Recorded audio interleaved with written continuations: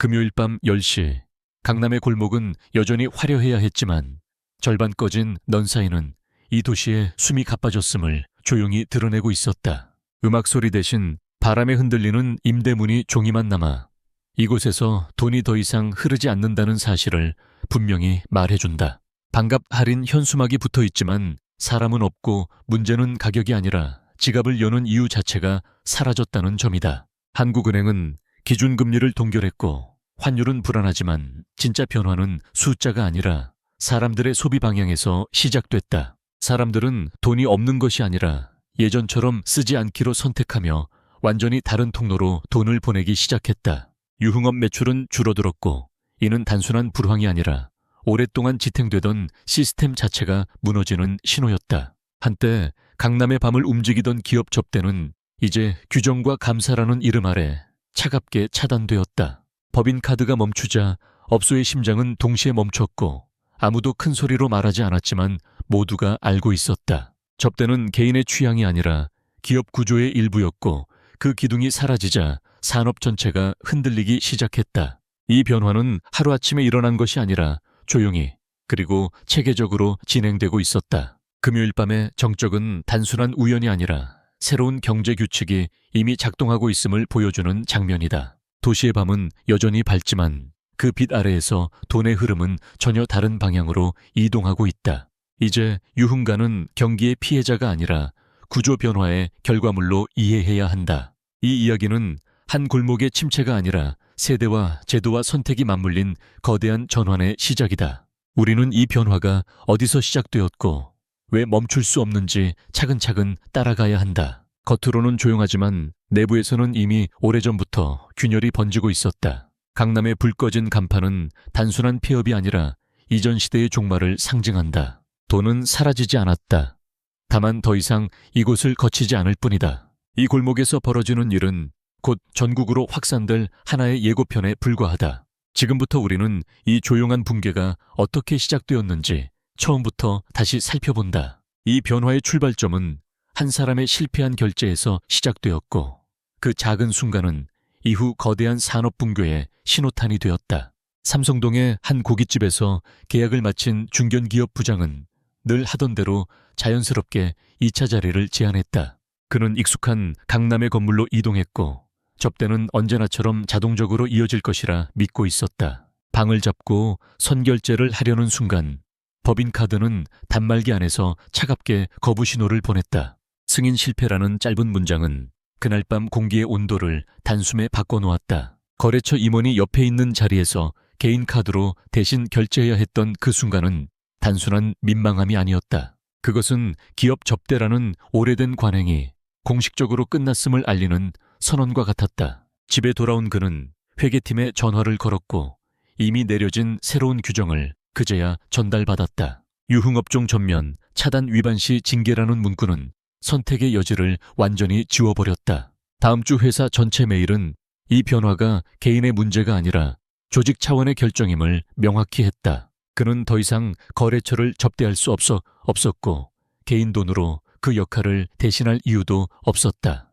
이렇게 기업 접대는 한 사람의 판단이 아니라 시스템에 의해 일괄적으로 종료되었다. 이 사례는 예외가 아니었고 비슷한 결정이 대기업들 사이에서 빠르게 확산되었다. 재무와 감사부서는 유흥 접대를 위험 요소로 분류하기 시작했다. 한 번의 세무조사와 추징금 소문은 기업들에게 충분한 경고가 되었다. 그 결과 법인카드의 사용처는 점점 더 좁아졌고 밤의 경제는 직격탄을 맞았다. 과거에는 자연스럽던 접대 문화가 하루아침에 리스크로 변했다. 기업은 효율을 선택했고 밤거리는 그 대가를 대신 치르고 있었다. 이 조용한 결정들이 모여 거대한 매출 공백을 만들어냈다. 그리고 그 공백은 곧 유흥가 전체를 삼키기 시작했다. 이 결정의 배경에는 한 번의 세무조사가 있었고 그 사건은 기업들의 행동을 근본적으로 바꾸는 분기점이 되었다. 조사관은 장부 속 접대비 항목을 하나씩 짚어가며 그동안 당연하게 여겨지던 관행에 질문을 던졌다. 유흥업소 영수증이 줄지어 놓인 그 장면은 회계의 문제가 아니라 구조의 문제를 드러냈다. 접대라는 이름으로 처리되던 비용은 더 이상 보호받지 못했고 세금은 냉정하게 다시 계산되었다. 추징통지서는 숫자 이상의 공포를 남기며 재무팀의 책상 위에 내려앉았다. 이 소문은 빠르게 퍼졌고 기업들은 하나같이 같은 결론에 도달했다. 위험한 지출은 제거해야 하고 가장 먼저 지워진 항목이 바로 유흥 접대였다. 카드사는 업종 코드를 차단했고 버튼 하나로 밤의 소비는 멈춰섰다. 이 선택은 개별 기업의 판단처럼 보였지만 실상은 집단적 방어 반응이었다. 기업들은 살아남기 위해 밤을 포기했고 그 대가는 시장이 감당하게 되었다. 숫자로 보면 변화는 잔인할 만큼 명확했다. 과거 유흥업 매출의 대부분은 기업 자금에서 흘러들어왔고 개인 소비는 보조에 불과했다. 그러나 카드 차단 이후 기업 돈은 급격히 사라지며 구조를 통째로 흔들었다. 개인 소비가 조금 늘어났지만 사라진 기업 자금을 대신하기에는 턱없이 부족했다. 매출은 반토막이 아니라 뼈대부터 잘려나간 상태가 되었다. 업소의 고정비는 그대로였고 줄어든 손님 수는 생존선을 넘지 못했다. 장부를 들여다보던 사장들은 같은 계산 끝에 같은 한숨을 내쉬었다. 이 구조에서는 더 버틸수록 손해라는 사실이 분명해졌다. 그래서 문을 닫는 선택은 실패가 아니라 유일한 탈출구가 되었다. 이렇게 숫자는 감정 없이 산업의 끝을 선언했다. 산업의 붕괴는 숫자에서 멈추지 않았고 이제 사람들의 일상과 선택 속으로 천천히 스며들기 시작했다. 변화의 중심에는 이제 막 사회에 들어온 20대 신입 사원들이 있었다. 이들은 이전 세대가 당연하게 여겼던 회식과 밤 문화를 전혀 다른 시선으로 바라봤다. 금요일 저녁 팀장이 회식을 제안했을 때 공기는 예전처럼 자연스럽게 흐르지 않았다. 한 신입 사원은 조심스럽지만 분명하게 퇴근 후 약속을 이유로 자리를 거절했다. 그 이유는 술자리가 아니라 헬스장 예약이었고 사무실은 잠시 조용해졌다. 회식보다 자기 관리가 우선이라는 말은 이전 세대에게는 낯설지만 새로운 기준이었다. 팀장은 웃으며 넘겼지만 그 미묘한 균열은 모두가 느낄 수 있었다. 이 장면은 개인의 성격 문제가 아니라 세대 간 가치관 이동을 상징했다. 20대에게 퇴근 후 시간은 회사의 연장이 아니라 개인의 자산이었다. 술값으로 사라지던 돈과 시간은 운동 공부 휴식으로 재배치되기 시작했다. 회사는 더 이상 사적인 시간을 통제할 수 없는 공간으로 바뀌고 있었다. 회식은 팀워크가 아니라 선택사항이라는 인식이 빠르게 퍼졌다. 강요는 불만이 되었고 불만은 곧 리스크로 인식되었다. 결국 회사는 갈등을 피하기 위해 회식의 의미를 재정의해야 했다. 참석은 자유불참은 불이익이 아니라는 원칙이 자리를 잡았다. 그날 이후 금요일 밤의 회식 테이블은 눈에 띄게 가벼워졌다. 인원이 줄자 소비도 줄었고 이 작은 변화가 다시 상권에 전달되었다. 개인의 선택은 모여 하나의 집단적 행동이 되었다. 그리고 그 행동은 밤의 경제를 다시 한번 약화시켰다. 이 변화는 단순한 회사 문화의 수정이 아니라 도시 전체의 리듬이 느려지는 신호였다. 밤늦게까지 불이 켜져 있던 거리들은 점점 더 이른 시간에 어두워지기 시작했다. 예전에는 퇴근 후 자연스럽게 채워지던 술집 좌석이 이제는 비어있는 시간이 늘어났다. 사장들은 손님이 사라진 이유를 날씨나 유행 탓으로 돌리고 싶어 했다.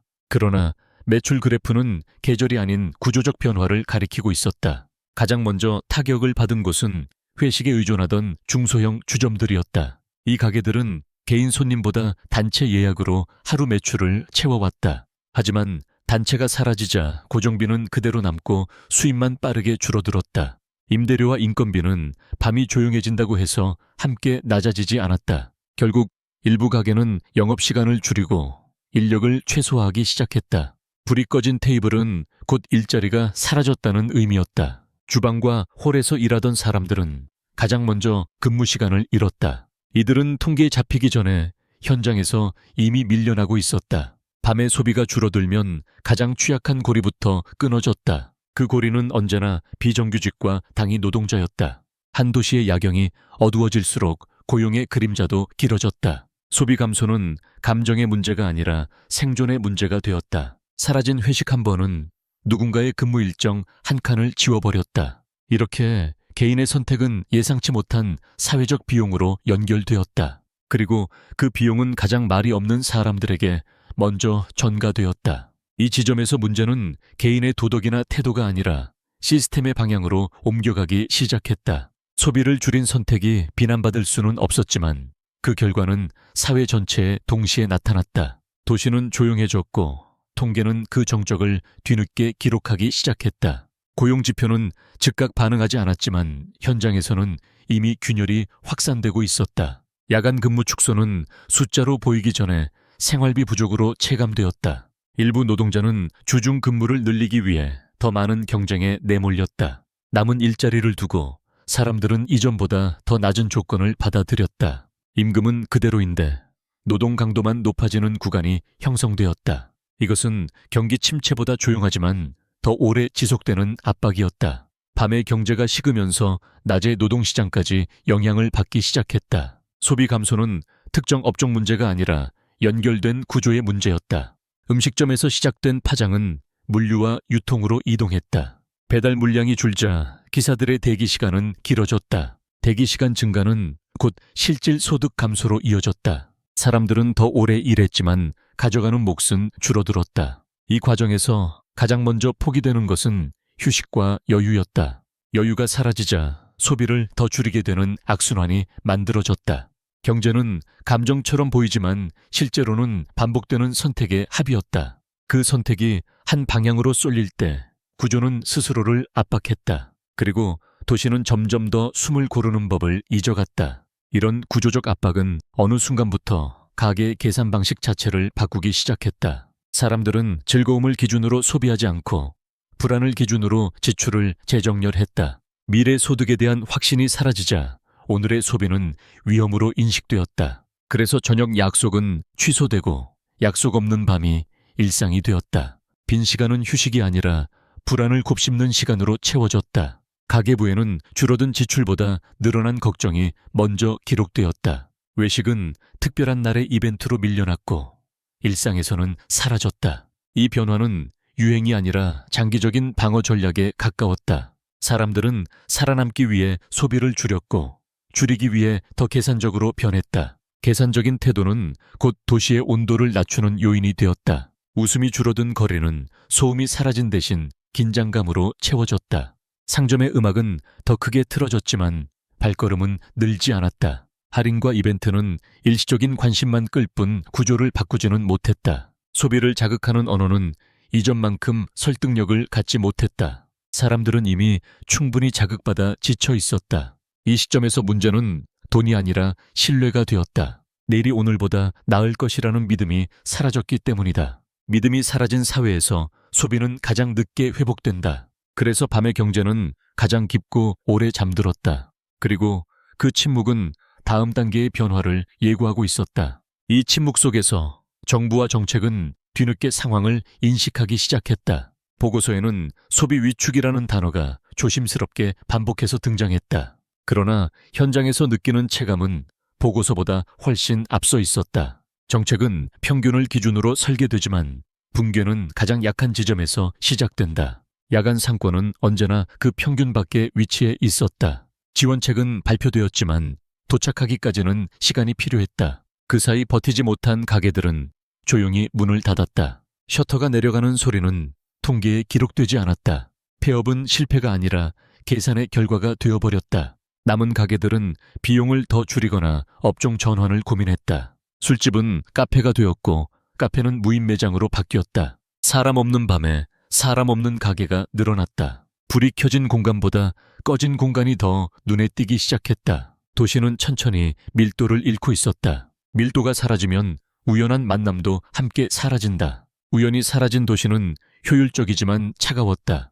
효율은 살아남는 방법이 되었지만 활력은 아니었다. 이렇게 밤은 기능만 남기고 의미를 잃어갔다. 밤이 비워지자 도시의 정체성도 함께 흔들렸다. 그리고 그 공백은 다음 세대의 기억으로 남게 된다. 시간이 지나자 이 변화는 일시적 충격이 아니라 새로운 기준으로 굳어지기 시작했다.